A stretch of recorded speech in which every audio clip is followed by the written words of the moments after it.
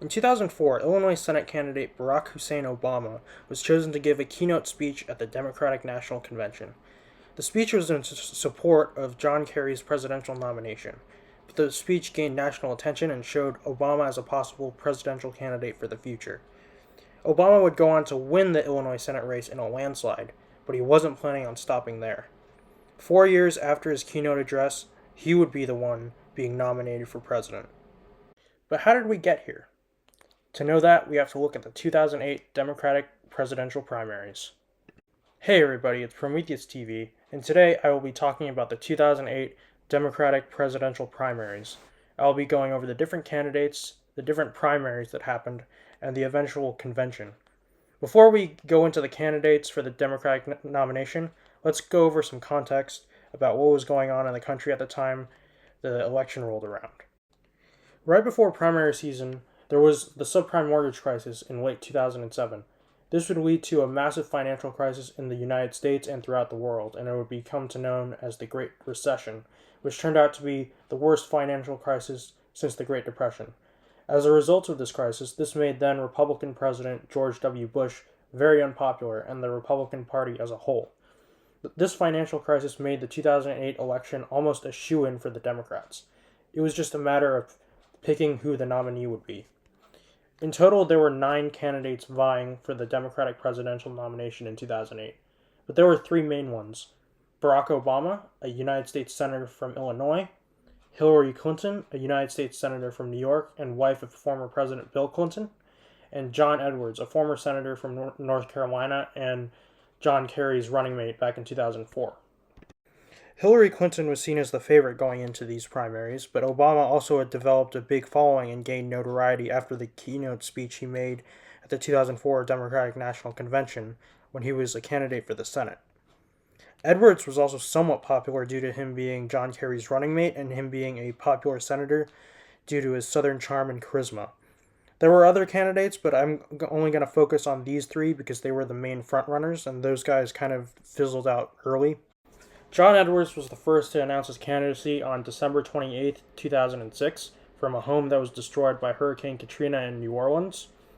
Hillary Clinton announced her candidacy on her website on January 20, 2007. Then Barack Obama announced his candidacy on February 10, 2007, on the steps of the old Illinois Capitol building, where Abraham Lincoln delivered his House Divided speech. The Iowa caucus rolled around on January 3, 2008. Obama managed to win the Iowa caucus with 37.6% of the vote, with Edwards in second and Clinton in third. This was a huge shock, since Clinton had been leading in the polls throughout most of 2007 and going into the primaries, but she ended up in third place. This was a huge boost in momentum for the Obama campaign, as he had not led in a single poll before the caucus. Clinton would bounce back with a victory in the New Hampshire primaries, which is the first primary of primary season, with 39.1% of the vote. Obama would finish close behind, with Edwards in a distant third. While Clinton got the most votes, since Obama finished close behind with 36.5% of the vote, both Clinton and Obama would get the same amount of delegates. This will be important later. The next primary was the Michigan primary on January 15th, but they were penalized by the Democratic Party because they weren't allowed to hold their primary before February 5th, which is Super Tuesday. As a result, Obama and Edwards took their names off the Michigan ballot, but Clinton did not. So obviously Clinton won the Michigan primary because she kept her name on the ballot. But it would be meaningless since the DNC wouldn't allow Michigan delegates at the convention, so this wasn't really a victory for Clinton. On January 19th, the Nevada caucus would take place. So here's where things get a little bit complicated. So if you can see in that screenshot right there, Hillary Clinton won the popular vote of this contest by winning 50.82% of the total delegates. Obama came in second with 45.09% of the local delegates, and Edwards, who's not even there, came in a distant third with 3.71% of the delegates.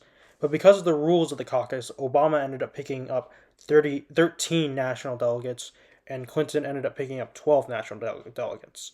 Let me explain. So the Nevada caucus awards more national delegates to the rural counties, and Obama won most of the rural counties. So even though he won technically less of the delegates, he was able to edge it even though he technically won less of the vote, he was able to edge out Clinton in the number of national delegates. Now would be a good time to mention that in the primary system, it's the delegates that matter, not necessarily the amount of votes you get. Like in a general election, if you get the most votes in a state, you get the number of electoral votes in the state. But in the primary system, even if you finish like second, you still get a decent amount of delegates. So as a result of this outcome, both the Clinton and Obama campaigns celebrated their results as victories, and this was a huge blow to the Edwards campaign, as he finished with just 3% of the popular vote. But he had a big chance to rebound in the South Carolina primary, which is the state that he was actually born in.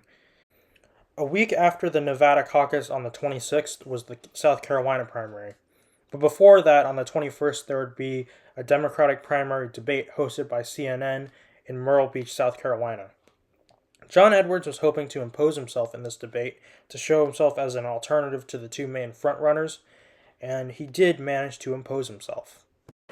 What I want to say first is, are there 3 people in this debate, not 2?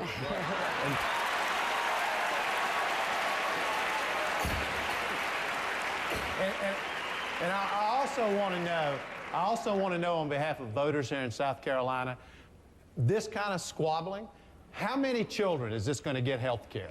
How many people are going to get an education from this? How many kids are going to be able to go to college because of this? We have got to understand, and I respect both of my fellow candidates, but we have got to understand this is not about us personally. It is about what we are trying to do for this country and what we believe in. Now, after the debate, Edwards began to receive more donations, and his poll numbers began to rise. But it wasn't enough. Obama easily won the South Carolina primary with 55% of the vote, taking 25 delegates. Clinton came in second with 26.5% of the vote, taking 12 delegates, and Edwards finished a distant third with 17.6% of the vote, and only taking 8 delegates. This was a huge blow for the Edwards campaign. South Carolina was Edwards' birth state, as well as being a primary that he won back in 2004.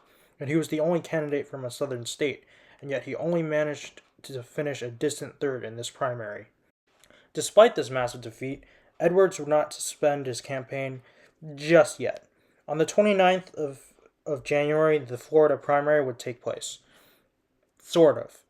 Florida was another state along with Michigan that held its primary too early and thus was penalized by the Democratic Party, and thus its delegates would not be sent to the convention. But this time, Obama and Edwards actually stayed on the ballot. Clinton would win the primary with 49.8% of the vote, with Obama coming in second with 32.9% of the vote, and Edwards coming in a distant third. This result wouldn't mean that much since Florida's delegates were disqualified, but with Edwards coming third in yet another primary, he would drop out of the race on the next day. The race was now down to just Hillary Clinton and Barack Obama. A key development in this race was that after the South Carolina primary, John F. Kennedy's daughter Caroline would endorse Obama, and in an even bigger development, John F. Kennedy's brother and senator, Ted Kennedy, would also be endorsing Obama. It was the most high-profile Democratic endorsement up to that point, other than, of course, Bill Clinton supporting his wife. The next set of primaries would be on Super Tuesday, on February 5th.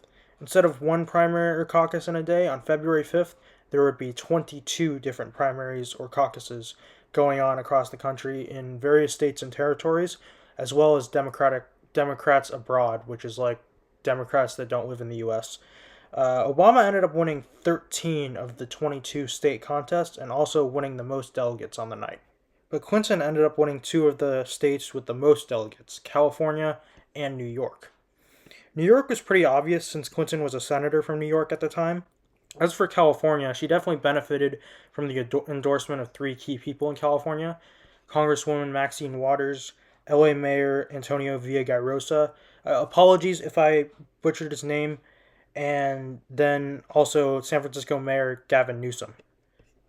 Both campaigns claimed victories due to these outcomes, even though Obama won the most contests and delegates on the night. The day after Super Tuesday, Hillary Clinton announced that she lent $5 million of her own money to her campaign. This was a shock to the media and set off alarms about Clinton's campaign strategy, and it wouldn't be a debt that her campaign would be able to pay off until 2013, if you can believe that.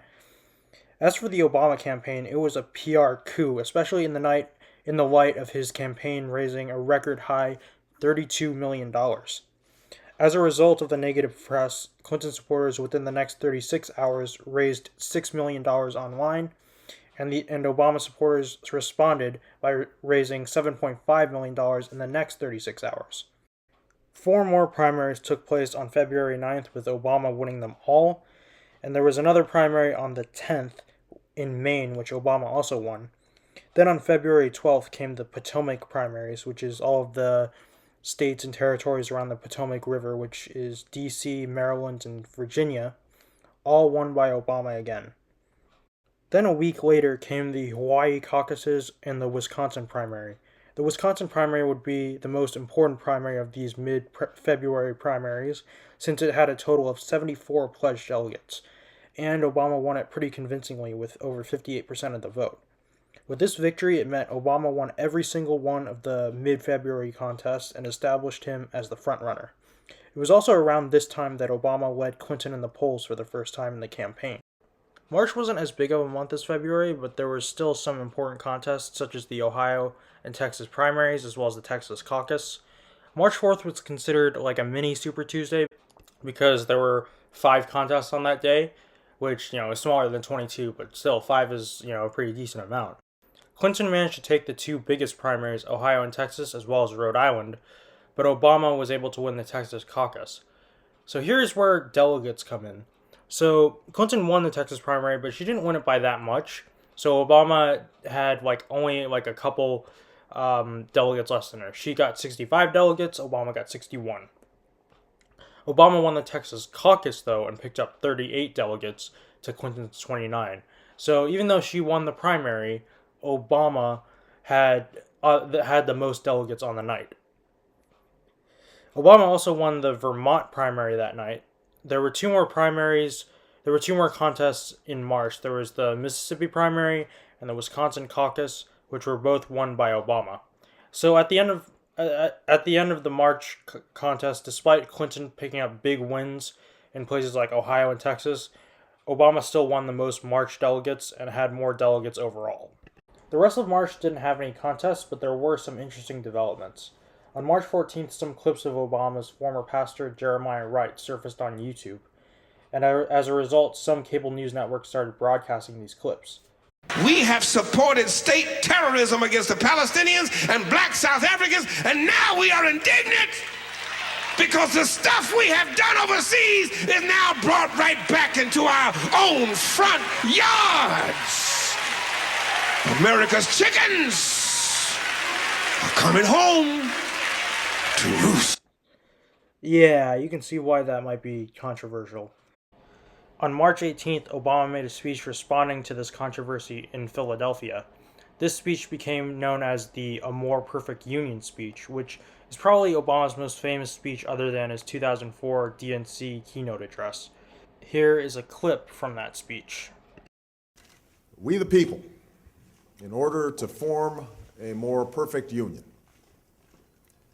221 years ago, in a hall that still stands across the street, a group of men gathered and with these simple words launched America's improbable experiment in democracy. Farmers and scholars, statesmen and patriots who had traveled across the ocean to escape tyranny and persecution finally made real their Declaration of Independence at a Philadelphia convention that lasted through the spring of 1787. The document they produced was eventually signed, but ultimately unfinished. It was stained by this nation's original sin of slavery, a question that divided the colonies and brought the convention to a stalemate until the founders chose to allow the slave trade to continue for at least 20 more years and to leave any final resolution to future generations. Of course, the answer to the slavery question was already embedded within our Constitution, a Constitution that had at its very core the ideal of equal citizenship under the law, a Constitution that promised its people liberty and justice and a union that could be and should be perfected over time. And yet words on a parchment would not be enough to deliver slaves from bondage, or provide men and women of every color and creed their full rights and obligations as citizens of the United States. What would be needed were Americans in successive generations who were willing to do their part through protests and struggles on the streets and in the courts, through a civil war and civil disobedience, and always at great risk, to narrow that gap between the promise of our ideals and the reality of their time. This was one of the tasks we set forth at the beginning of this presidential campaign, to continue the long march of those who came before us, a march for a more just, more equal, more free, more caring, and more prosperous America. I chose to run for president at this moment in history because I believe deeply that we cannot solve the challenges of our time unless we solve them together, unless we perfect our union by understanding that we may have different stories, but we hold common hopes, that we may not look the same and may not have come from the same place, but we all want to move in the same direction towards a better future for our children and our grandchildren. And this belief comes from my unyielding faith in the decency and generosity of the American people. So that was only a portion of the whole speech. The entire speech is about 37 minutes long, and I don't want that to take up the whole video. So that was just a clip, but if you guys want to see the full speech, it will be in the description below. He received praise from news outlets in both sides for this speech, and in 10 days it actually received 3.4 million views on YouTube, which might not seem like a lot now, but it was a big deal at the time since YouTube was only like 3 years old. Another interesting development was on March 21st when the governor of New Mexico, Bill Richardson, someone who had actually held some important posts in Clinton's administration, announced that he was endorsing Obama. April was a fairly uneventful month in terms of primaries, but there was one big primary on the 22nd, the Pennsylvania primary. A lot of people in the party were concerned that it was April and there was still no clear nominee. In preceding campaigns, the nominees would usually be decided around March. Hell, the Republicans had John McCain as their presumptive nominee on March 4th. But others in the party thought the competition was actually good for the party and that Clinton still had a shot at the nomination. Clinton did end up winning the Pennsylvania primary, gaining her 85 delegates, but Obama was still able to pick up 73 delegates. The next primaries would be on May 6th in Indiana and North Carolina, two very big ones. And Clinton narrowly beat Obama in Indiana, but in a shock, Obama actually won North Carolina by 14% over Clinton. This defeat was a massive blow to the Clinton campaign and all but ended her chances of getting the nomination. Despite the nomination being almost out of reach, Clinton decided to keep campaigning until the last primary. There were 3 primaries left in the month of May: West Virginia, Oregon, and Kentucky. Clinton would win West Virginia and Kentucky while Obama would win Oregon. Now there were only 3 primaries left in the campaign: Puerto Rico, Montana, and South Dakota. Clinton would win in Puerto Rico and South Dakota, and Obama would win in Montana. Primary season was officially over. Clinton had more delegates than Obama since April, but it wasn't enough to surpass him in the total pledged delegates. By June 3rd, Obama had the most delegates, but he didn't quite have the 2,117 delegates that was required to achieve the nomination. But on the same day, Obama also received a bunch of superdelegate endorsements, which managed to put him over the 2,117 delegate threshold. And thus, Obama was declared the presumptive nominee by news outlets, and he would give a victory speech that night in St. Paul, Minnesota. As of this hour, the presumptive Democratic nominee for President of the United States. As the polls close in South Dakota, NBC News projecting Obama has cleared the plateau, the 2,118 delegates needed to clinch. This, as NBC News is characterizing South Dakota as too early to call, but with Senator Clinton leading in the exit polling, Yet between the 4.5 superdelegates declaring for Senator Obama at this hour and the minimum of 6 elected delegates he will get from South Dakota, the news again at this hour, Barack Obama is the presumptive Democratic nominee for President of the United States. Thank you. Thank you. Thank you. Thank you. Thank you, everybody. Thank you. Thank you, everybody. Thank you. Thank you. What a wonderful reception. Thank you, St. Paul.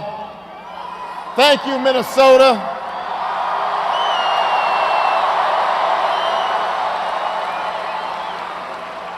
Thank you, Joan Severson, for the wonderful introduction. Thank you, Michelle Obama and Malia Obama and Sasha Obama.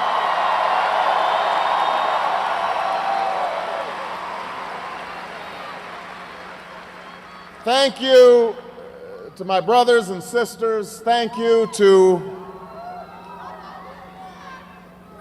my staff. Thank you to our volunteers.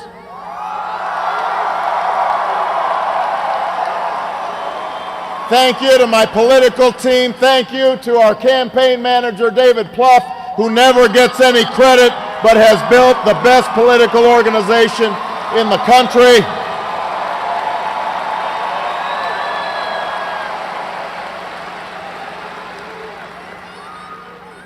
Thank you to my grandmother, who helped raise me and is sitting in Hawaii somewhere right now because she can't travel, but who poured everything she had into me and who helped to make me the man I am today. Tonight is for her.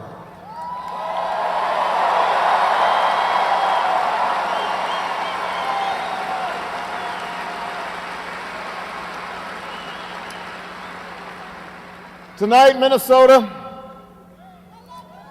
after 54 hard-fought contests, our primary season has finally come to an end.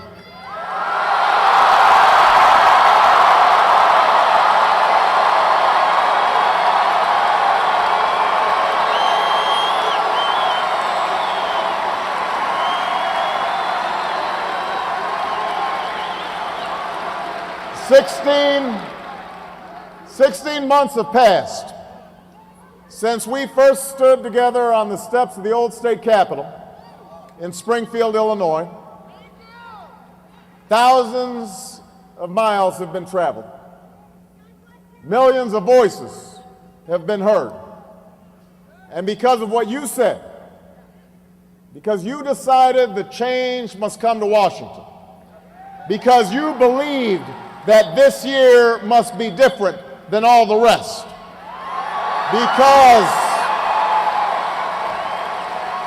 Because you chose to listen not to your doubts or your fears, but to your greatest hopes and highest aspirations. Tonight we mark the end of one historic journey with the beginning of another.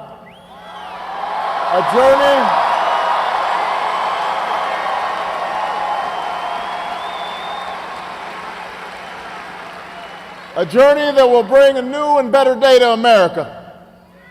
Because of you, tonight I can stand here and say that I will be the Democratic nominee for the President of the United States of America. Clinton did not concede that day in her election night speech, but on June 5th she announced on her website that she would officially endorse Obama on June 7th. On June 7th, in a rally in Washington, D.C., Clinton would deliver a concession speech and congratulate Obama on his victory. The way to continue our fight now, to accomplish the goals for which we stand, is to take our energy, our passion, our strength, and do all we can to help elect Barack Obama, the next President of the United States.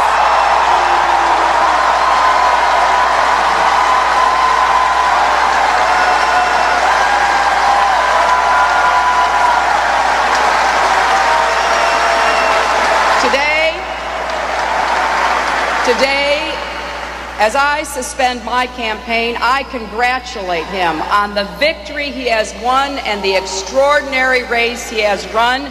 I endorse him and throw my full support behind him.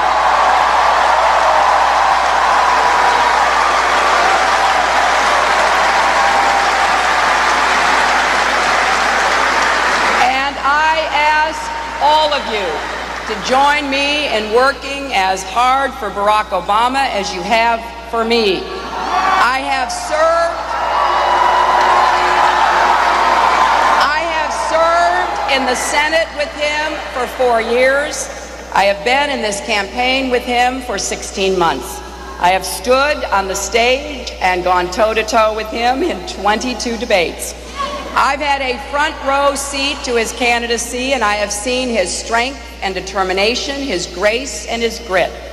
In his own life, Barack Obama has lived the American dream as a community organizer in the state Senate, as a United States Senator. He has dedicated himself to ensuring the dream is realized. And in this campaign, he has inspired so many to become involved in the democratic process and invested in our common future. Now, when I started this race, I intended to win back the White House and make sure we have a president who puts our country back on the path to peace, prosperity, and progress. And that's exactly what we're going to do by ensuring that Barack Obama walks through the doors of the Oval Office on January 20th, 2009. Obama was the first African American to win the nomination of a major party for president. In terms of the popular vote, in the primaries, Obama got 48.1% of the vote, and Clinton got 48% of the vote. As you probably know, Obama went on to win the 2008 general election against Republican nominee John McCain, and he did it quite easily. He obtained 365 electoral votes to McCain's 173, and he managed to get nearly 53% of the popular vote, which is the highest in an election since 1988. And he managed to get over 69 million votes, which is the most votes in history for a candidate at the time. But this video is about the Democratic primary, so a video about the general election will have to wait until another day. But yeah, that is how Obama managed to win the nomination for the Democratic Party, and that's the story of the 2008 Democratic presidential primaries. Thanks for watching, guys. If you like videos like this, please subscribe and hit the like button, and comment down below suggestions for other videos. It doesn't have to be American. I plan on doing non-American elections too, so put those in the comments if you want me to make videos about them, and I will see you guys later. Take care.